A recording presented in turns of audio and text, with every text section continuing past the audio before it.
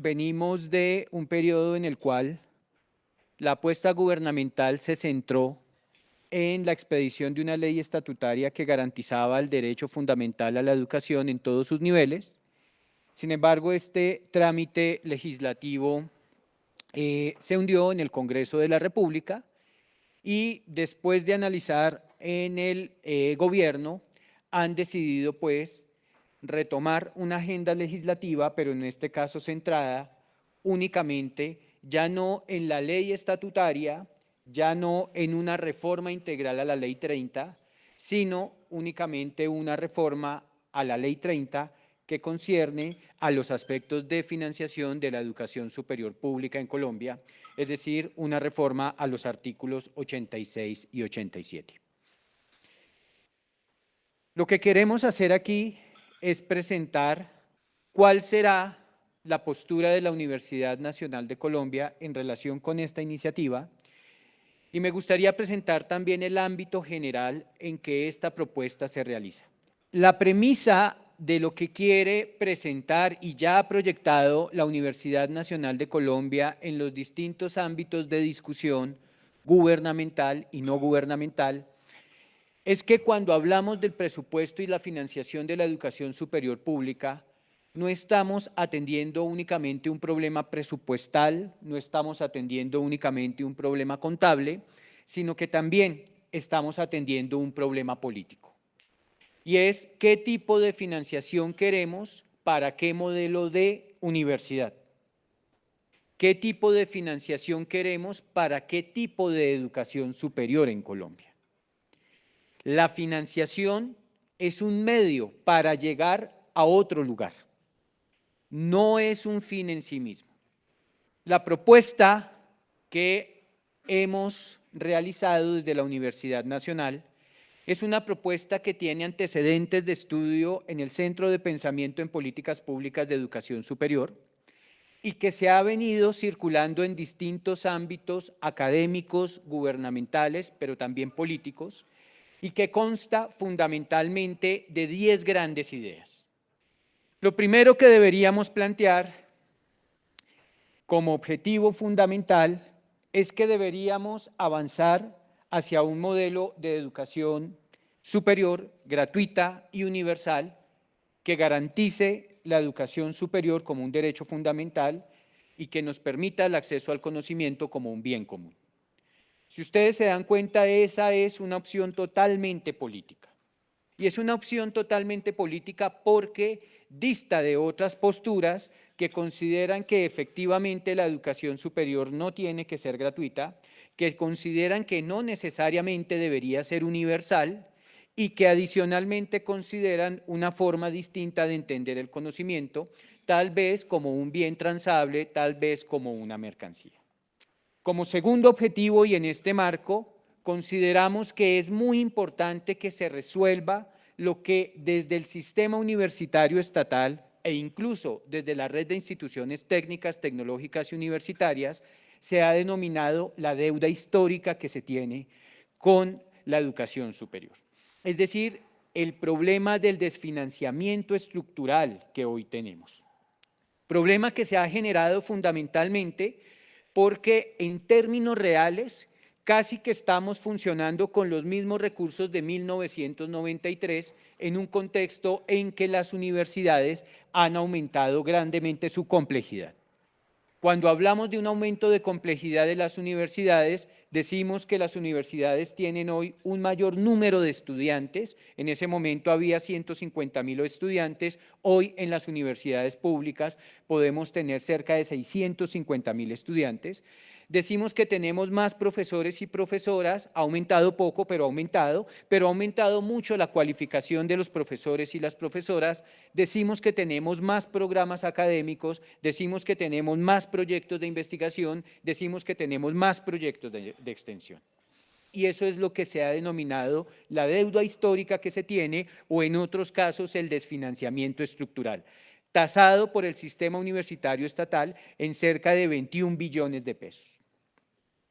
Pero además, dentro de los objetivos que queremos que queden claramente establecidos en la norma, Se requiere no únicamente resolver esa deuda histórica, sino entender presupuestalmente que las universidades cumplen 3 funciones misionales: la función de la docencia, la función de la investigación y la función del diálogo con la sociedad.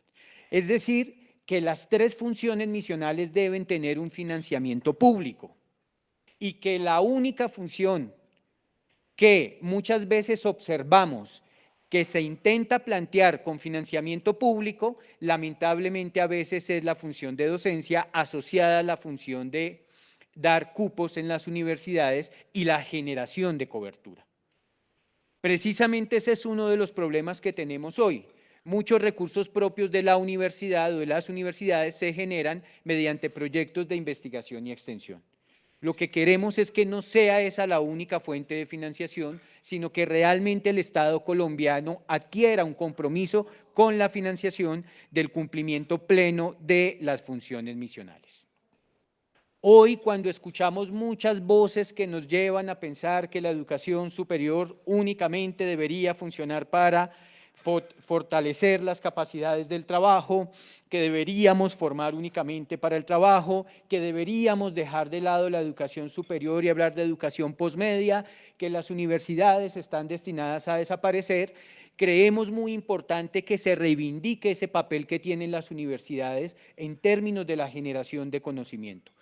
Y finalmente, necesitamos algo muy importante, y es tener un presupuesto para las universidades y las instituciones técnicas y tecnológicas, por supuesto, que no nos lleve a una competencia entre las instituciones de educación superior. Lamentablemente, lo que uno empieza a observar en muchos de estos debates es que la idea de sistema queda totalmente dejada de lado cuando se plantea que son las instituciones las que tienen que competir entre sí, mostrando números de estudiantes matriculados, mostrando un montón de elementos que nos llevan más bien a una lógica de competencia y de desintegración y no a la lógica de pensarnos como sistema. Esto en un contexto que es bastante grave para la Universidad Nacional de Colombia y que se traduce presupuestalmente en la crítica que de manera frecuente le hacen a la Universidad Nacional cuando dicen que los estudiantes de la Universidad Nacional valen mucho y que los estudiantes de la Universidad Nacional deberían acercarse a lo que vale un estudiante en el promedio del sistema universitario estatal, pero peor aún cuando nos dicen que la red de instituciones técnicas y tecnológicas sacan estudiantes más baratos, pero peor aún cuando nos dicen que el SENA lo hace incluso más barato. Primero, y esto tiene que ver con una discusión muy honda y también política en la educación del país. Y es que creemos que se deben fortalecer los mecanismos de subsidio a la oferta y no los mecanismos de subsidio a la demanda. ¿Esto qué significa específicamente para nuestra universidad? La política de gratuidad, o que llaman matrícula cero, es un subsidio a la demanda. Es decir, paga el valor de la matrícula que cancela o cancelaba anteriormente el estudiante, pero no paga o cancela el valor real que el estudiante significa en términos de todas las inversiones que hacemos en la universidad. Segundo, necesitamos que efectivamente esto se haga desde el presupuesto general de la nación, lo cual implica que tiene que haber un compromiso público estable en el tiempo y que no dependa del gobierno de turno para garantizar una senda creciente de recursos y también una senda estable que nos permita ser realmente autónomos o autónoma como universidad. ¿Por qué? Porque al final la lucha por el presupuesto es una lucha por la autonomía. No solo la autonomía con respecto a las políticas del gobierno, que muchas veces dicen doy presupuesto pero usted me da cobertura y en las condiciones que yo diga, sino también que haya autonomía frente a otros grupos que quieren apropiarse de la universidad y que pueden dar financiación, pero definiendo las agendas de investigación, las agendas de extensión que tenga la universidad. Por eso decía, el tema del presupuesto es un asunto político. Hoy tenemos unos aumentos presupuestales que se han dado en este gobierno, pero es posible que incluso en el marco de este gobierno disminuyan el otro año, debido al ajuste fiscal que se plantea. Por otra parte, necesitamos asegurar que la capacidad adquisitiva de ese presupuesto se mantenga en el tiempo. Allí la propuesta es que los precios o los indicadores de precios que deberíamos tener en cuenta no son el índice de precios al consumidor, sino que debería ser el índice de costos de la educación superior pública, que es también calculado por el DANE y que históricamente, salvo en los últimos 2 o 3 años, ha estado siempre por encima del IPC. En todo caso, y allá ustedes verán en el proyecto de ley, hay una salvaguarda que dice que si por algún motivo el IPC está por encima del índice de costos, el ajuste se realizaría con el IPC, es decir, que se realiza el ajuste en términos de la garantía de la capacidad adquisitiva con el indicador que sea más elevado. Y finalmente, para terminar, dentro de los instrumentos, lo que proponemos es que el proyecto de ley tenga un denominado, en economía lo denominan así, componente contracíclico. ¿Qué es un componente contracíclico? Se entiende que la economía tiene ciclos, hay momentos de expansión y hay momentos de recesión. Un problema que tiene la Ley 30 en este momento es que cuando hay problemas de recesión, el recurso para las universidades públicas disminuye, o sea, va de la mano de ese ciclo económico. Y precisamente esa es una gran contradicción porque cuando el ciclo económico va mal, las familias tienen más desempleo, se disminuyen los ingresos en los hogares, es decir, las universidades recibimos mayores demandas por bienestar. Y entonces un presupuesto serio alrededor de la garantía de derechos diría, desde un punto de vista de la política social, pero también más internamente desde un punto de vista del bienestar, que cuando la economía va mal necesitamos más presupuesto. ¿Por qué? Porque toca fortalecer el bienestar. ¿Por qué? Porque es debido a muchos temas de bienestar que las y los estudiantes desertan del sistema. Y ese es nuestro gran fracaso como sistema, hacer que los estudiantes se nos vayan. Así funciona el presupuesto hoy de la Ley 30, cuando nos dice que si las cosas van mal económicamente, nos restringen precisamente el presupuesto y miremos a ver cómo solucionamos estos problemas.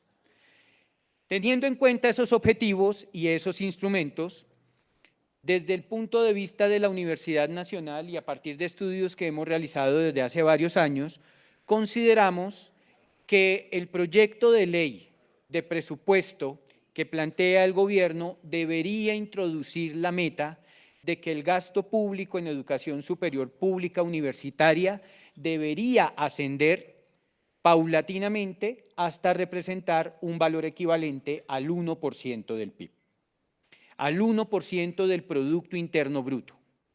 Decimos progresivamente porque sabemos que esto implica un elemento presupuestal. Decimos paulatinamente porque los recursos tal vez no se tienen de la noche a la mañana, pero consideramos que con esta simple fórmula podemos conseguir los objetivos y los instrumentos de los cuales he hablado, pero adicionalmente, para las personas que consideran que esto también es valioso, nos lleva a acercarnos al promedio de lo que los países en la OCDE gastan en educación superior. Es decir, no estamos pidiendo nada más allá de lo que normalmente un país que avanza en unos criterios específicos de desarrollo, cuestionables o no, para algunas visiones, necesitan realmente en educación superior para que la educación superior cumpla las funciones asociadas a la docencia, la investigación y el diálogo con la sociedad. En educación superior tenemos un gasto cercano al 1% en educación superior, pero en el gasto en universidades públicas o las inversiones en universidades públicas tenemos un 0,4.3%. Ese 1% es explicado porque allí los cálculos suman recursos que se van para el ICETEX. Ese 1% da porque allí hay recursos que se van para gratuidad. Ese 1% se da porque también allí hay recursos que se utilizan en infraestructura. Pero lo que realmente nos interesa a las universidades públicas es la línea azul que ustedes ven, que es lo que efectivamente nos llega por artículos 86 y 87 de la Ley 30.